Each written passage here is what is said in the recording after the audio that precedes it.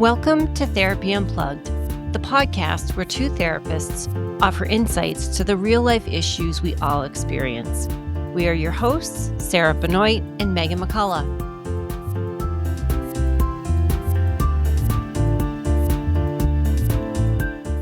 Welcome back, listeners. This is Sarah and Meaghan. Meaghan, how are you today? I am good, Sarah. It's good to be back with you. Thank you. It's good to be back with you. So today's topic is on resilience and specifically emotional resilience. And when I was kind of putting my notes together, I was thinking there are actually, I think, a lot of different types of resiliency. If you think of, physical resilience and mental resilience and all that. And I think they do intersect at some point. But today we wanted to focus on the emotional aspect. So I think to start and tell me if this makes sense to you, but it's really offering up maybe just a simple definition of what we mean by emotional resilience. I think that's a great place to start. Okay. So to oversimplify it, it's really the ability to bounce back. And of course, I think somewhere I read that it's actually rooted in the Latin term that means bounce back. And I think, for me, emotional resilience is when you're able to adapt and prosper even when you're facing stress or, even challenges or disappointments or something like that. Where do you stand on it? How would you define it, Meaghan? Well, I think our definitions are very similar. In fact, in looking at my notes, I have both of those words in my notes. I have adapt, this idea of emotional resiliency being the ability to adapt to stress, adapt to adversity, even adapt to trauma. And I've also got the term bounce back in my notes too, right? It's so you adapt and you bounce back. And I know that for me, I think this is just it's such an important muscle to build, Mhm. especially maybe I shouldn't say especially, but I'm going to say it, especially right now in these very challenging times that I think we're living in and that I know my clients feel that they're living in. I think Mhm. that having a sense of emotional resiliency is just it's pretty important to stay centered. And I think that the one other thing I'll mention, and I'm sure we'll get into this today, and I know we were kind of talking about this morning, but I think it's important for listeners to understand that emotional resiliency is literally something that you can learn, right? You can Yes. learn to do it. Like I said before, it's a muscle that you can build. It's not something necessarily that we're all just born with. We have so many different experiences and backgrounds and different things that we've had to deal with in our lives. But I think the one takeaway here is that emotional resiliency and the ability to adapt to life's challenges is something, if you want to work on it's something that you can work on. Yeah. Agreed. And I think part of that is and this might be direct for some people, but I think it's about or a starting place is accepting your reality and Yeah. accepting that, whatever you're going through or experiencing is real, but you are continuing to move forward. And it does mean that you are putting things back together, so to speak, and that you're capable of putting things back together. Because I think one of the things that happens when we don't feel resilient is just that we don't feel capable. And, Exactly. and it can take, I should say, a lot of energy. Mhm. A lot of the things that we've talked about in our past episodes, they're not easy things to do. Right. And I think the idea of resiliency also is, you mentioned, like, say, having whether it's a traumatic event or whatnot, but it's also that perspective after the fact to say, wow, I got through that. I'm Right. okay. Right. Yes, and the one thing I will add to what you're saying here is that, in working with clients for so many years now, one thing that's become really apparent to me is that I think one of the greatest things that can help a client feel better and make progress and feel like their life is improving or their situation is improving is emotional resiliency. And I'd also add that in my experience as a therapist, it's not so much what the event is that Mhm. a client has experienced that determines whether or not they're going to feel better. It's not the event itself, it's literally how they perceive the event. Yes. Yes. And I think that's a really important point because, again, to kind of mirror what you're saying, in my work with clients, I mean, I've worked with people that have been through horrific, horrific things, and they're okay. Mhm. They've weathered the storm. They've, to use kind of a New England term, like they've picked themselves up with their bootstraps, and Mm, they've done the work. It's not like they just kind of simply powered through, but they've right. actually done the work.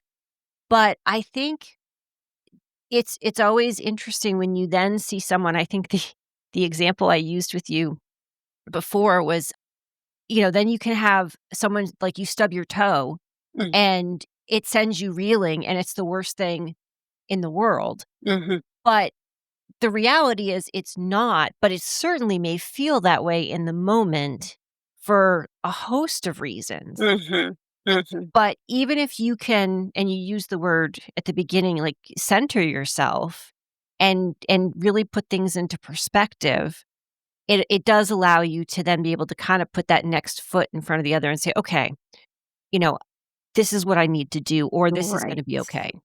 Absolutely. Yeah.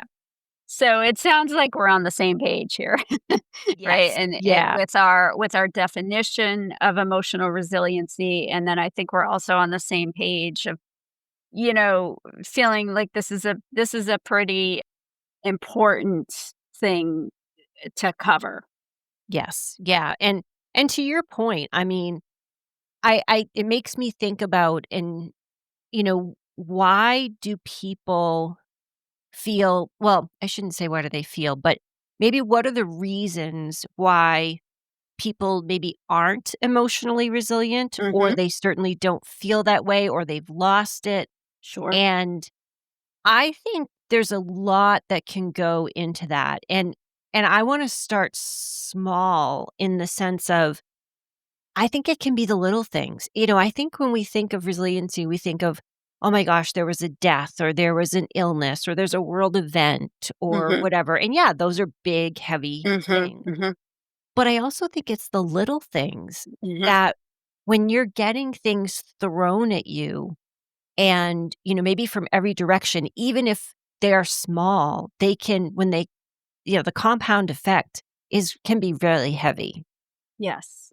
Yes, so I think what you're talking about here is maybe those day-to-day stressors that in and of themselves, maybe individually aren't too heavy, but when you start to experience them throughout the day or throughout the week, they can compound and become a bigger Right. issue. Yeah, absolutely. Yeah.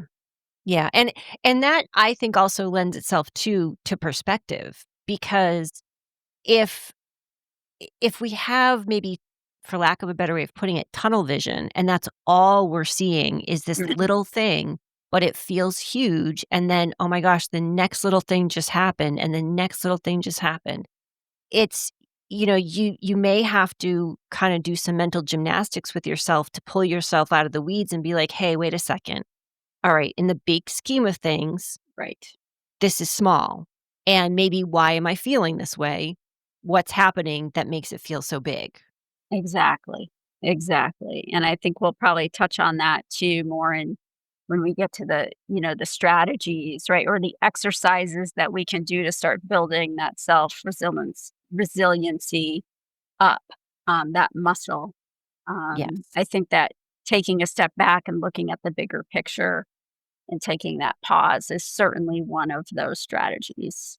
Mhm.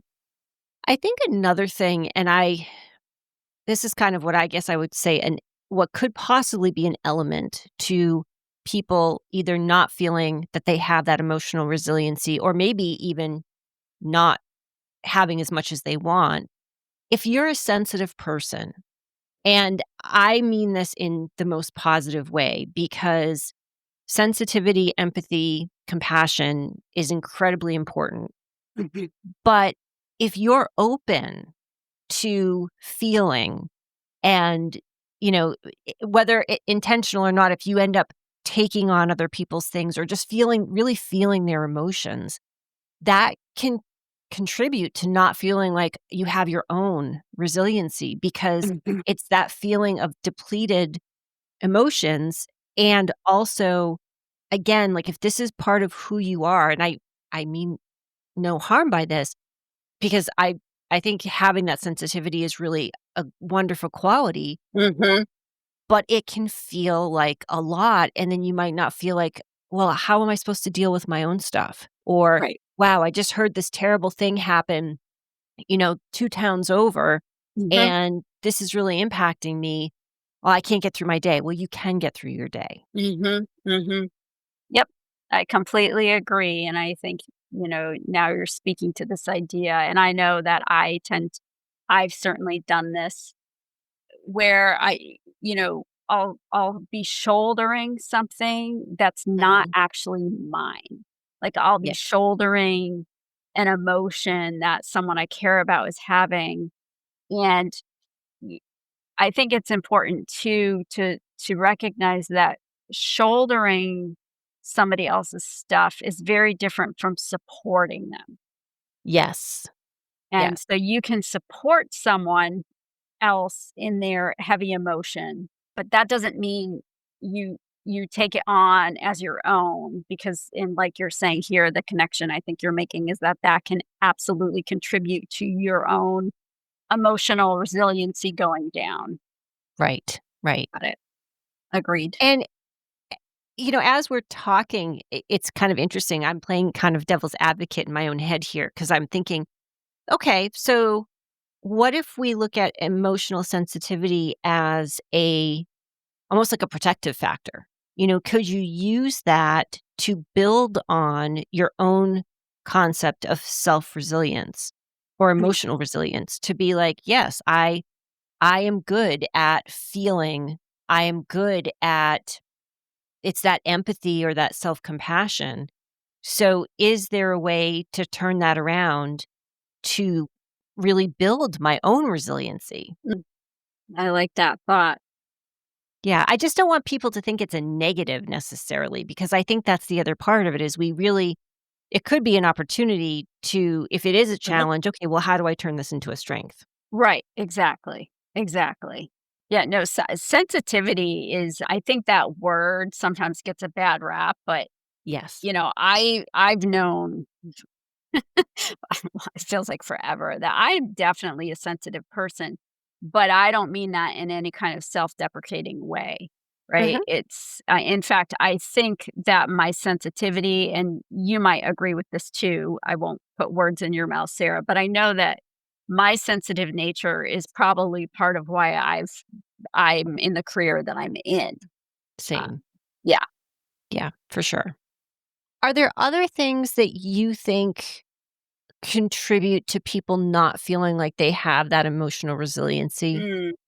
Well, I just mentioned one to you right before we started recording that I'm experiencing, and so I'll share that. I know that for me, lack of sleep Mhm. really contributes to my ability, right, to adapt, right? So again, if our definition of emotional resiliency is to adapt and bounce back from stressors, when I do not get enough sleep, my adaptability absolutely goes down.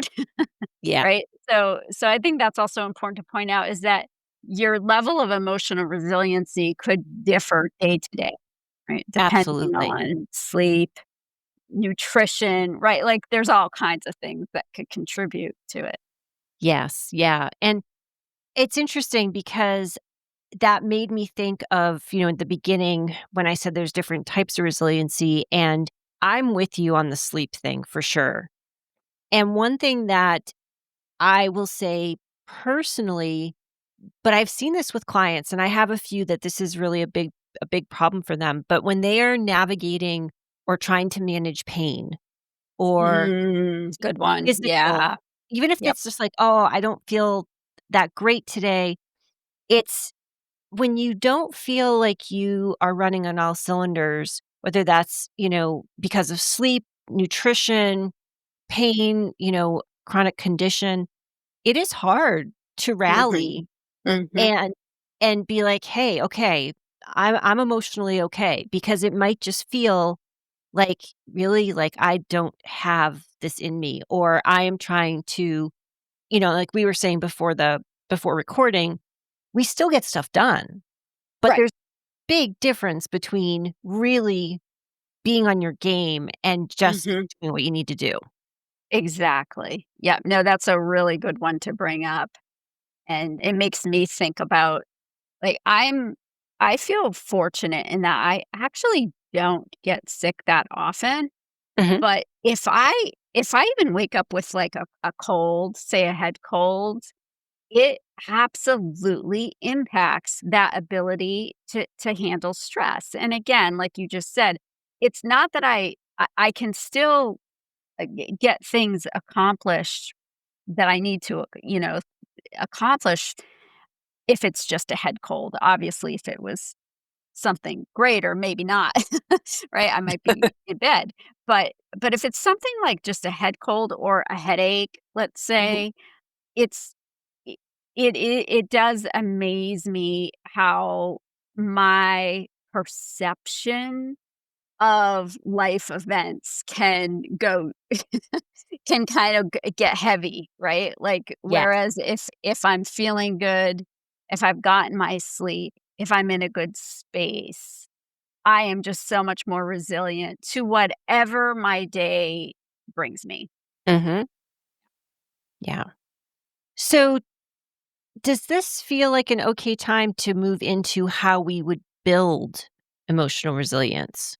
Absolutely. Yes. Okay. I don't know if you wanna to jump in if you've got I know because 'cause you're really passionate about this, so I didn't know if there's something that you wanted to start with, or we could just throw a dart and, pick one? Either is fine. I don't mind starting though if you want, because I there's one that's been on my mind a lot because I've been helping my son with this. So, when I think about what contributes to a healthy sense of emotional resilience, one of the things on my list, and keep in mind, a lot of these are probably going to overlap and some of them may seem a little similar, Mhm, but I wrote down the adaptability as being one of those skills that really contributes to emotional resilience. And so, my very simple definition of adaptability is simply the level of flexibility that you kind of have, let's say, just throughout the day to adjust to circumstances when circumstances may change, mhm, right? So, you may have an expectation of how your day is going to go, or you may have an expectation of a goal that you were planning on accomplishing. And maybe li- life happens, right? right. So maybe that goal doesn't get accomplished, or whatever it is that you had that expectation for may not happen. And so what is your level of ability in being able to kind of go with the flow, Mhm, right? And I think that this is very much tied to emotional resilience because let's face it, our days are not going to always go, or our moments are not gonna go the way that we expect them to. And when they don't, how do we adapt? Right. Right. And so and I had written down a couple of different ideas. If so, let's say adaptability is not one of your strong suits. Mhm. Again, it is a muscle that you can build. So one idea that I might suggest for increasing your adaptability is, and I know you've used this idea many times and I really like it. You start small. Mhm. So maybe you pick one small thing that you tend to be kind of rigid about. Mhm. Like that's not a huge deal to you, but right, it's like something that you feel kind of rigid about, and you start practicing the idea of loosening your rigidity around it. I like that. Yeah. I like that. And it's interesting that you bring this one up as the first one Mhm. because as you're sitting here, if my parents are gonna listen to this, I don't know if they will listen to this episode. If they do, Mhm. they would probably call you up and say, "Megan, our daughter is so not adaptable." Because I've been this way since I was a little kid, right? Like, Mhm. if like, our thing and I think I've mentioned this in prior episodes, but, like, when I was a kid, we'd go out to dinner on Friday nights, and then we would go for a drive. Well, in my mind, I'm like, "We've gone out, now let's go home." And my dad's, like, driving down this he doesn't know where he's going, that's the adventure, and I'm like, "Where are you going? What are you doing? I need to know." And even now so, like you mentioned, like, so say if you have, like, something's planned for your day, Mhm. and even today, like, I have certain things that were on my to-do list and things that have to get done, and that's fine. And I'm looking at my day going, "Okay, that's cool. I've got a break here. I can maybe do something here and there." And then a couple things happened, and I'm like, "You've gotta be kidding me. Okay, so now this relatively calm day is not calm anymore." And now the reality is that I am gonna get through it, and it's gonna be fine. But to get from point A to point B in my mind, Mm. I'm doing the, "Are you serious?" Like, I'm having, like, a little mini tantrum in my head saying, Mhm. "Why are you asking me this? Why did you know, why am I the person that you're reaching Mm. out to?"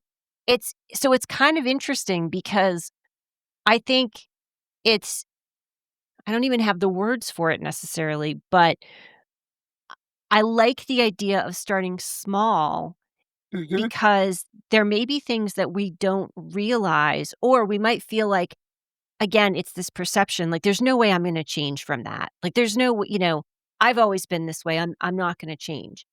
Well, but who's to say I won't change? I mean, personally, I've changed. I have become more flexible. Mhm. If you had asked me at 20, at this age, I'd be like, "No way." Like, I don't see that happening. But now I can get through a day when things change. Even though I may not like it, I can Right. and I can do it with grace and compassion. Absolutely, and you know what? I really like that you just said, "I don't have to like it," because that's probably a Mhm. really important point for us to to make, that this doesn't right, this doesn't mean you have to be in love with the idea of things changing or Right. expectations not getting met. You don't have to love it, but are you resisting it? Right? And I know that you use the word reality a couple times, and Mm. I use this language with my clients sometimes. Like if they're really stuck on something that happened and it I'm just making this up. I'm not saying Mhm. that any client said this, but it's something like, I just I can't accept that this just happened. This is just unacceptable. And what I like to gently point out is, okay, so really what's happening right now is you're resisting Mhm. reality, Right. right? Right. Sometimes it can stop people in their tracks because it's like, wait, well, I'm not. What? It just makes you stop and think, and it's like, well, yeah, if something is completely unacceptable to you and you are getting stuck in whatever the thing is that's making you upset, it's like a form of resistance. Mhm. And so when we start to just take a peek at that resistance, when we maybe start to soften to it a little bit, it's amazing, right? How our perspective can shift. I think that's a great point, and I love the idea of that of and even just the word resistance, because I think that's what gets in our way a lot of times is, resisting that reality or resisting that X is happening because maybe we don't like it or it's not a situation we want to be in or that we expected. And it's about having a choice. I think Mhm. that comes down to what I would call like maybe having like what I would say like as a non-judgmental mind. And because I think that's the other thing we do is we judge something and say, "This is terrible," or "This is great." And okay, maybe it is, but maybe it just is a situation, or maybe it is just a feeling. And I think when we can be essentially more open, and maybe that takes some of the emotion out of it, Yeah. that maybe that then it becomes easier because I think emotional regulation is the other part of this Mm. because again, I look at it and I say this like it's easy and I know it is not always easy, but I do think we have a choice and we have a choice of how we're going to respond and react. And that doesn't mean we have to respond or react immediately, Mhm. but maybe it is sometimes about taking a beat and saying, "Okay, hold on. I need to give myself a timeout. And, I don't want to yell at this person. So I need to take some space or I need to maybe outline what's going on in my head," kind of thing. Does that make sense? It absolutely does, and I think you just touched on another kind of foundational building block for emotional resilience, which is emotional regulation, and then you also Mm, just gave a strategy, right? So in this case, what I'm hearing you say the strategy is that, and we've talked about this many times in previous episodes, but there is so much power in taking a pause, yes. especially when we're starting to feel emotionally dysregulated, and let's say it's with another person, right? This is a common occurrence. You're in conflict with somebody and you're both it's starting to get a little heated Mhm, and you're feeling some anger come up, for example. It's so easy to just lash out and yell the thing, right? That maybe later on you're going to regret and to get mhm, dysregulated. And it takes a lot more awareness and practice to take that pause, to walk away if you need to walk away, to take that, that we've talked many times too about that 10,000-foot view, mhm, where you can just start to look at the situation maybe just slightly differently. mhm. And that slight difference can make all the difference in the world, with regard to just keeping your your own self regulated. Yes. Yeah. Yeah.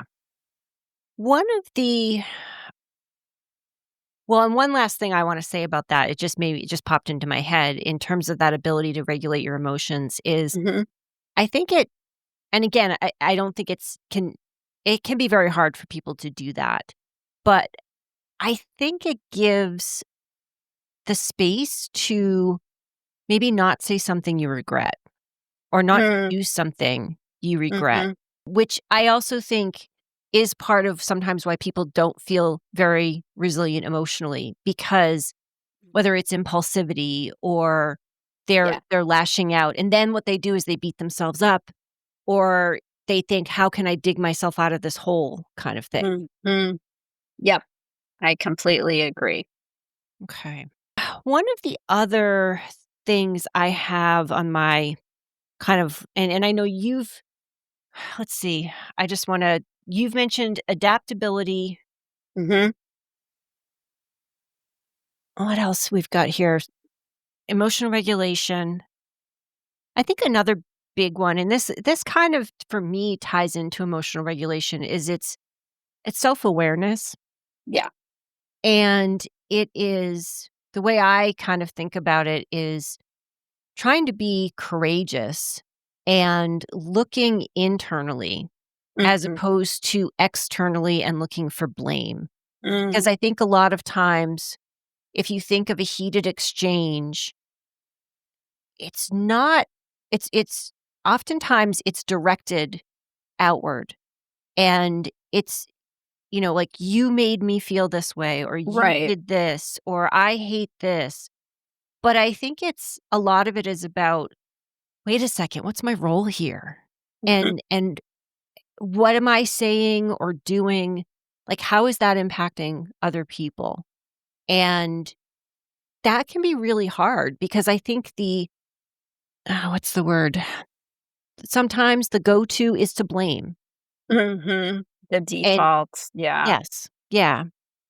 Yeah, I agree, and I think it's a very human thing to do that, right? To kind of Mhm. blame shift because it's an uncomfortable process to really own your own mistakes or really Yes. own because it's vulnerable, right? We've talked about Mhm. vulnerability before too. It can be a very vulnerable place to, oh wow, I screwed up, or I didn't see things your way, or whatever. It's just it can be a tough place to go, but it's so rewarding. This idea of self-awareness and working on your own internal landscape is just incredibly rewarding. And one of the many rewards would be, right, this contribution to emotional resilience. Mhm. Um, and maybe also, I'm just thinking about this now, but you might even say that part of emotional resiliency is being able to make mistakes and be okay with that, right? Like you own it and hopefully you learn from your mistakes. But you can recognize, right, that as a human being, you are going to make mistakes. Right. Right. And I think that when we make mistakes and we try to just cover them up or deny or avoid, Mhm. that sure is not going to help with our ability to be resilient. Exactly. Exactly. Do you have anything else on what you're calling, like, those building Hmm. blocks? Yeah, and this one this is gonna kind of sound like so obvious, but I labeled this one optimism. Mhm. And I want to be clear that when I'm talking about optimism, I'm not talking about this idea of, I think, what a lot of people these days would call that toxic positivity, where you just Mm. kind of, it's like, oh, everything is just perfect. Everything, you're right. That's definitely not what I'm talking about here. But I do think that it's worthwhile to really just assess, like, just in general, like, what is my level or lack of level of optimism, day to day? Mhm. Um, because the ability to maintain a hopeful outlook, even when faced with difficulty, Mhm. that's my idea behind, or my definition, I should say, of optimism. And one exercise I know that I certainly do, and I've suggested it to clients, if this is something, if again, optimism can also be a muscle that you can strengthen it. Maybe it's not something that you naturally have copious amounts of, and that's okay. But if you're looking to build a more positive outlook, one really powerful practice is to practice that gratitude. Yes. And So one thing that I will often suggest to clients is to just grab a notebook, a piece of paper, or a journal, whatever is right for you. And every day, and I tend to like to do this at nighttime after my day is over, but whatever works for you. But you come up with 3 things in that day that you are grateful for, Mhm. no matter what happened.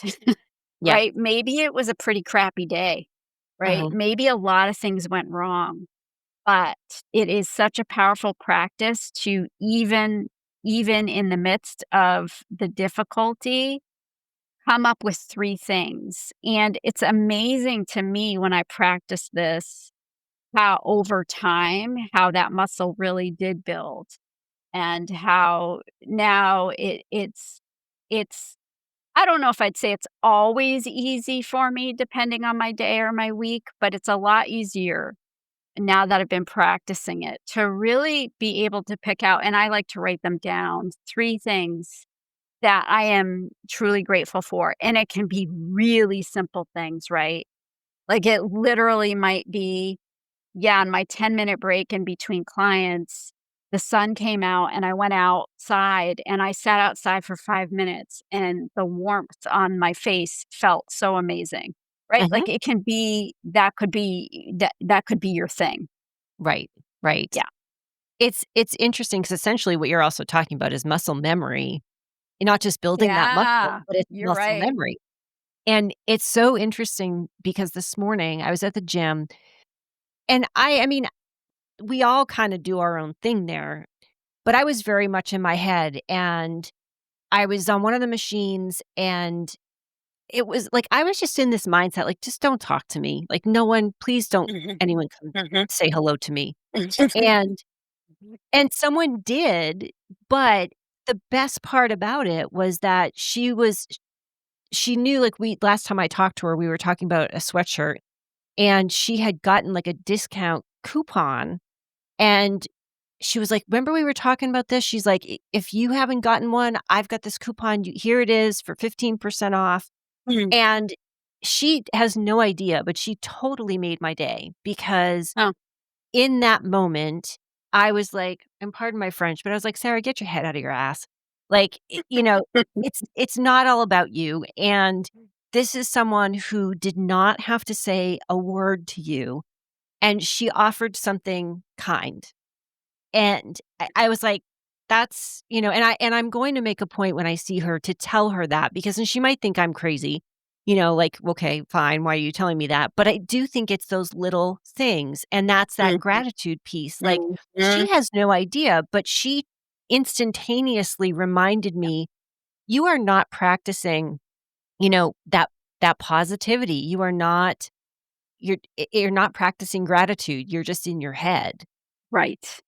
And it's really interesting because I have made and I know you and I have talked about this a while ago, I think, but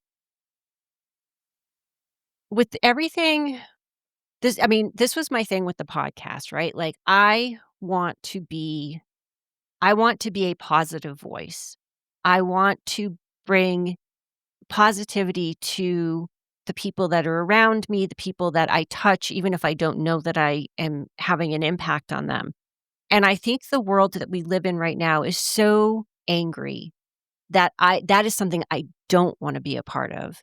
I'm very conscious, I don't wanna be a part of that. So, being positive, I want interactions that I have with people to be positive, even if they're hard, even if, Yes. again, that idea of, "I don't like this, Yeah. but I don't wanna be part of the problem."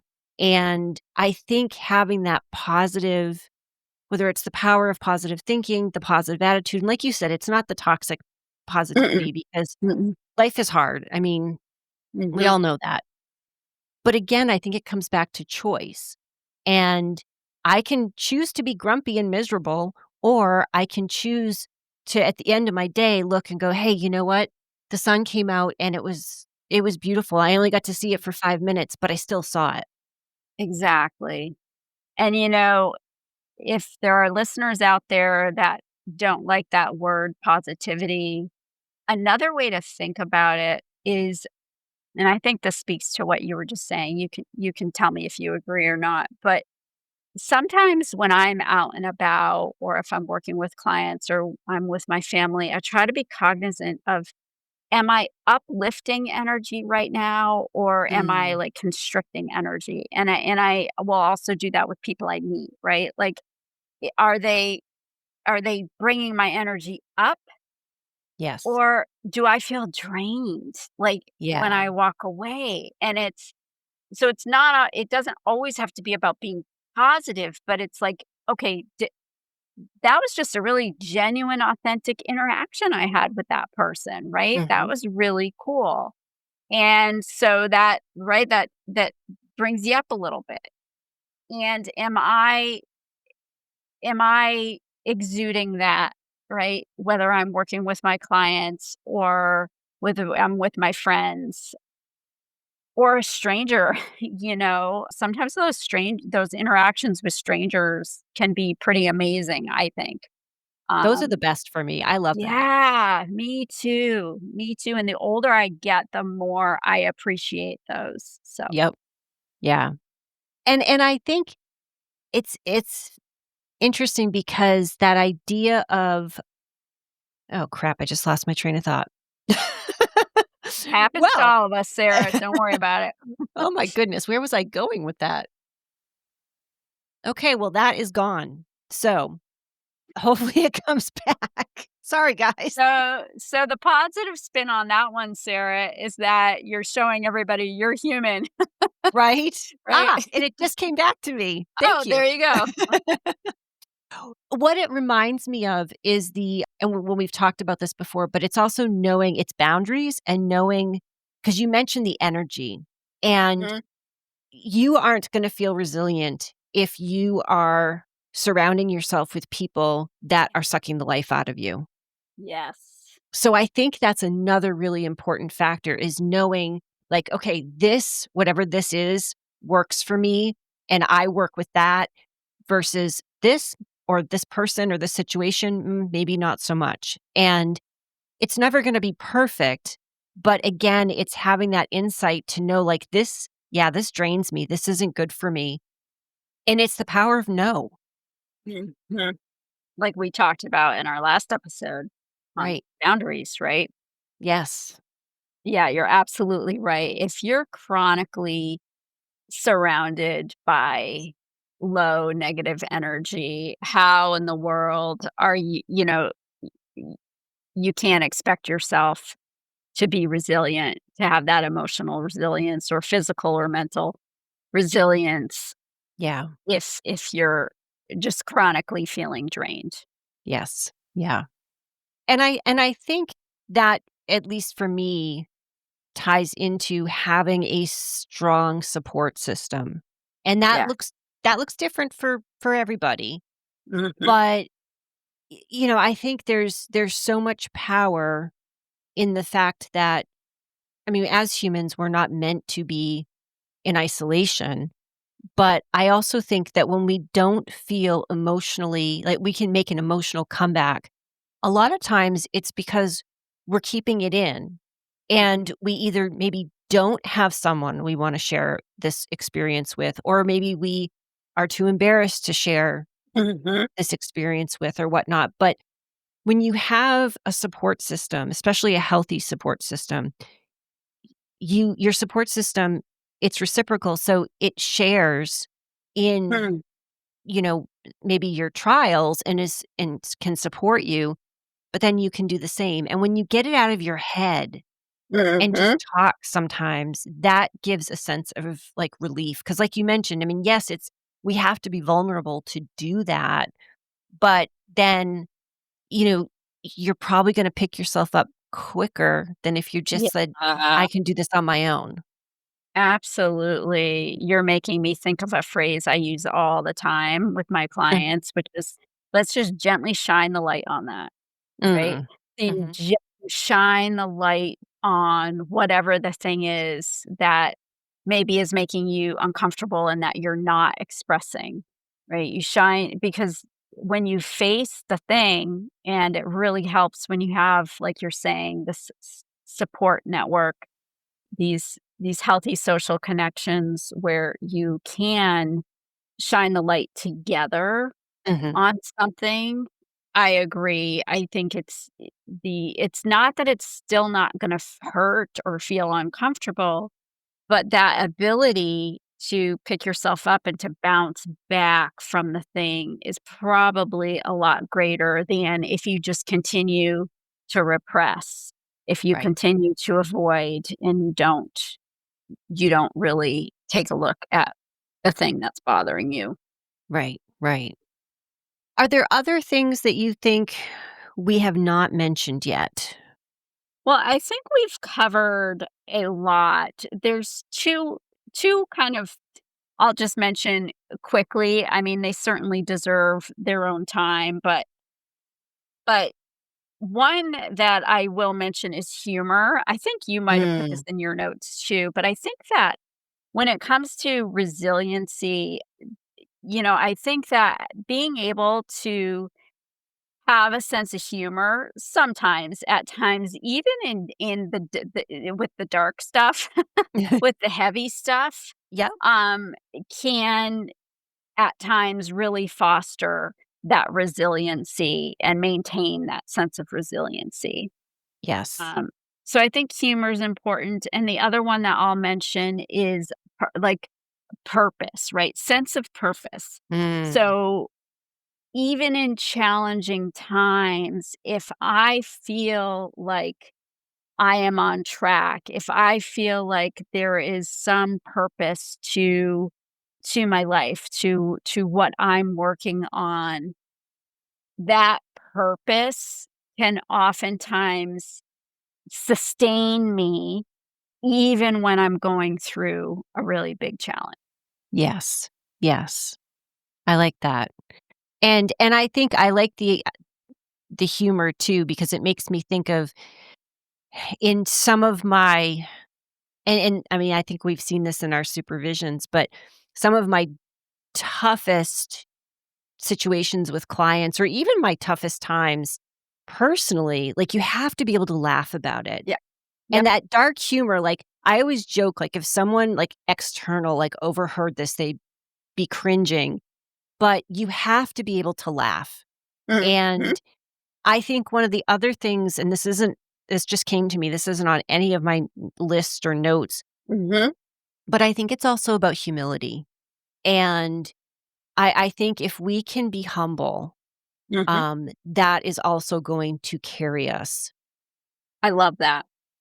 So, before we wrap up, there are 2 things I wanna throw out there. Okay. One and I will put this in the show notes, folks, but one is a book by Doctor Harry Berry, and it's called Emotional Resilience: How to Safeguard Your Mental Health. And a lot of people have referenced him and his book. I personally have not read it, but I came across a lot of references to him, and I wanted to make sure that I threw that out there. And then and there's an article as well that I thought was very helpful because it also talks about, like, resilience in the workplace and things like that. But one of the things I came across, and I don't this was like the quick version. It's called the fight yeah, I can speak. 50-item resilience questionnaire, and I did it online, and it breaks things down into 5 personality traits: adaptability, self-control, self-sufficiency, optimism, and persistence. Oh, interesting. So I took it, and Mhm. what I and my husband and I got a good laugh out of this because I think this speaks to everything we have discussed today, where it's about perspective. Because I don't always view myself as adaptable or optimistic. And so I took it and I scored it's called it's low, fairly low, average, fairly high, and high. I was fairly high in all of them, but I was high in optimism, which is what kind of made us laugh. Mhm. Because my husband lives with me 24/7. And, Sure, right. he's like, "Really, Sarah?" I'm like, "Hey, that's what it said." So I didn't take the 200 question one, but I thought this was really interesting because it was a good reinforcement. Like, I honestly took it and I said, "Oh, I don't know where I'm gonna lie on these things, and this Mhm, will be good because then it'll show me, areas for self-improvement." mhm. But I was pleasantly surprised, and then when I really sat down and thought about it, I thought, "Well, yeah, if you look at my lifetime, I have been resilient emotionally. That doesn't mean in those moments that were challenging, I felt Mm. that way, but the end result Right. was." Absolutely. Now, I'm glad that you brought up that questionnaire, and I have not taken it yet, but I definitely wanna take it. So, I'll Yeah, take it's that. pretty cool. So I will make sure I include a link to that as well. Okay. And interestingly enough, our next topic is really an offshoot of today's. Mhm. We're going to be talking about building that social connection. And so stay tuned for that. That'll be in the next couple weeks. And I know we always say this, but especially around a topic like resiliency, if there's anything, if you want us to know anything, or if you have things you want to share in terms of, wow, I had this really stressful time and this is how I navigated it and it showed me my own personal resilience, we really want to hear from you. It helps us. And I think that we can all learn from one another. And that's certainly one of the things that we promote here. So, listeners, thank you all for joining us. Megan, good to do this again as always. Yes, right back at you, Sarah. So good to be back and looking forward to our next episode. Same here. All right. Take care, everybody.